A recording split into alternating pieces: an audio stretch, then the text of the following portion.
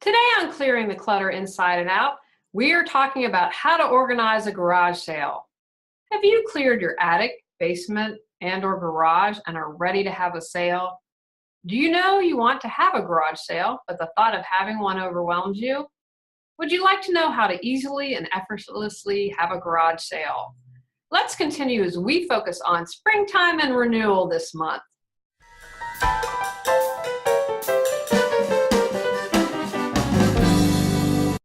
Ready to clear your clutter and share your gifts with the world? Every Tuesday at 1 p.m., join award-winning professional organizer, author, and certified life coach Julie Coraccio on clearing the clutter inside and out, as she teaches you how to navigate the waters to declutter your life. Julie Coraccio destroys the box and examines clutter in all areas: physical, mental, emotional, spiritual, energetic, relationships, health, finances, and more.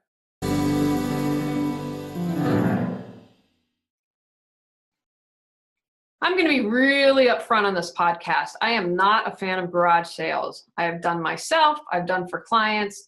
People now call me and ask me to do, and I say, you know what, it's not worth it to hire me, and so I don't do them anymore. Now, however, there are some exceptions to this, and I say that I'm not a fan because it takes a tremendous amount of effort to put together a garage sale, even if you've just cleared out all your clutter, and a lot of the times there isn't a big return on what you're selling, and that can drive some people nuts. I had a client once, I'll talk about that a little later, and she was ready to go nuts because she'd have things with the tags still on them and people weren't willing to pay her anything near what stuff was worth. The best advice I'm going to give you up front is to not go crazy, is to be very clear on the purpose of your garage sale. If you are doing it to make all your money back, don't do it because you will go nuts. I belong here in Raleigh to a group called the Wonderful Women Wacky of the World. Wonderful, wacky women of the world. And every year they have a garage sale where they ask wackies to donate things. So it's a social event and then the money goes to charity. So something like that, I'm going to hang out with my friends, it's going to a good cause, then that has a whole different take on the garage sale and usually doesn't leave you frustrated. And it's a big neighborhood event. So I think that that's a really wonderful way to do it. Another way that a garage sale I think can be a really wonderful experience is to have your children involved, because it helps teach your children about selling, about preparing for a project, and they learn a bunch of skills. So if that's the effort and the reason why you're doing that, I think that that can be a really amazing experience for everyone. All right, let's get started on some tips for having a garage sale. Pre-sale preparation.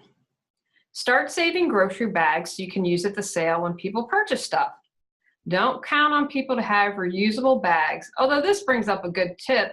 Keep your reusable bags in your car. That's where all of mine are. I have them in a garage organizer I talked about in my pet episode. I love these things. I got them at Costco. They have different pockets. They're really wonderful. Schedule your garage sale far enough in advance that you can get the word out. Plan it for a non-holiday weekend and check the weather, although I know it's not always accurate. Try to find a forecast for when it's not going to be pouring down rain. As I record this podcast, they said we were going to have snow on Thursday. Now we don't know. I'm personally pulling for snow, even though all the daffodils will get killed because we didn't get a lot of snow this winter. Get the word out. Social media, of course, is a big place to post it. I'm not sure if people still use classified ads, but probably for older generations, they might be checking that out, so don't rule that out. You can put a notice in community newspapers. You can also create it as a public event on Facebook. I'd encourage you to do that. Use your SEO and tag, and then that way people know that it's coming up. Let your kids know that they get to keep the cash from what they sell, so they might be motivated to let go of more of their clutter. Be courteous and let the neighbors know you're having a garage sale. You never know. Others may want to join you, and multifamily sales seem to attract more people. Want to beef up your sale? Offer to sell stuff for friends for a commission. Create large, easy-to-read signs for the neighborhood. I have driven by stuff that I can't read, and if I can't read it, I'm not going to stop.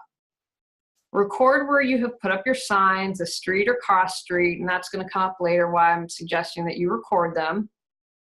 Put start and stop times. A friend shared to put out a sign that says early birds pay more to keep people from bothering you early. Apparently that happens. More people seeing your stuff, you have a better chance to sell it at the best price. Make sure you have places to park.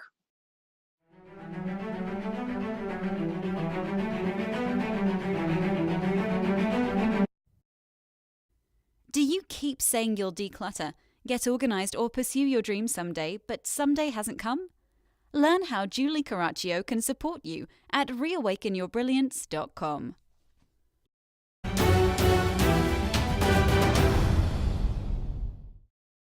The garage sale. Have an extension cord ready so potential buyers can try stuff out. You say your radio works, but showing them it works is going to make your sale probably happen. For clothes, make them look their best. Have a rack sorted by size that's not stuffed. Have a mirror for people to look and a place for people to change and try on things. Price everything. Some people might not prefer to do that and negotiate everything, but that's my personal idea of a nightmare. I suggest using colored dots, masking tape, and Sharpie to mark down prices. Be realistic when pricing. I talked about my client earlier. She had 3 or 4 rooms literally filled just with clothes, and it was great. She was clearing her clutter and ready to sell stuff.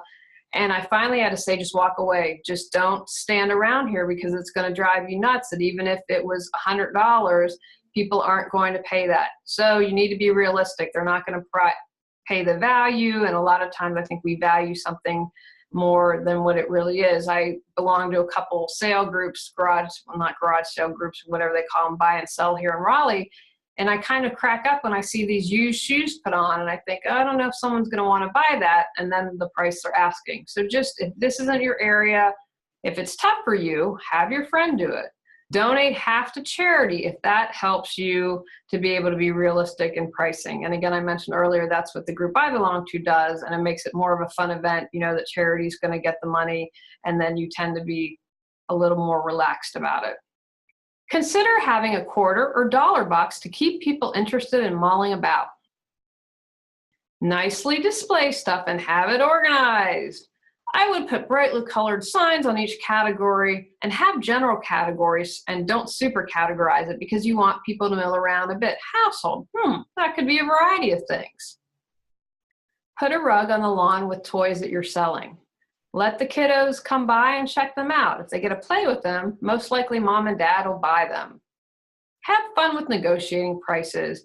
If you aren't good or this is going to drive you nuts, have a friend do this. I have a nephew, Max, who is 10, and Max would be the perfect candidate to negotiate prices because he'd see it as a game and have fun with that. So if you can't do that, get someone who can. Have a cash register near the entrance to the garage.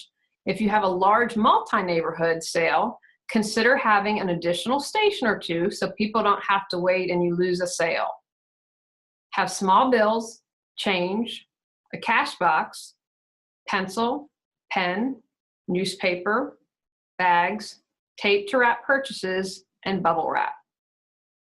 Make sure that someone is watching the house and it's locked. Be prepared to slash prices at the end of the sale. It's definitely time then to be like Elsa and let it go.